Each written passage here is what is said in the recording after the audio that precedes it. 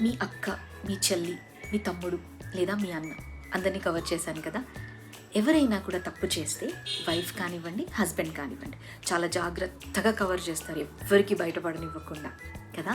వేరాస్ wife కానీ husband కానీ ఒక మాట అనుకున్నా, లేదు వాళ్ళిద్దరి మధ్యలో కాన్ఫిడెన్షియల్గా ఉండాల్సిన ఏ విషయాలైనా, గుమ్మనంగా వాళ్ళిద్దరి మధ్యలోనే ఉండాల్సిన విషయాలు పబ్లిక్ చేసేస్తారు, ఒకరినొకరు బ్లేమ్ చేసేసుకుంటారు. ఫ్రెండ్స్ ముందే అవ్వచ్చు, ఫ్యామిలీ ముందే అవ్వచ్చు. ఎందుకంటారు? ఎప్పుడైనా ఆలోచించారా? Purely because of lack of love.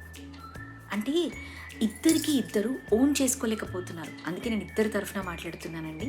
So వైఫ్ని తను నా మనిషి అని హస్బెండ్ ఓన్ చేసుకోలేకపోతున్నాడు, హస్బెండ్ నా మనిషి అని వైఫ్ ఓన్ చేసుకోలేకపోతుంది. ఎంతసేపు సిబ్లింగ్స్కి ఇంపార్టెన్స్ ఇస్తారు కానీ వైఫ్కి ఇవ్వరండి, లేదా హస్బెండ్కి ఇవ్వరు. ఒకవేళ మీ రిలేషన్షిప్స్లో అలా ఉంటే చెక్ చేసుకోండి.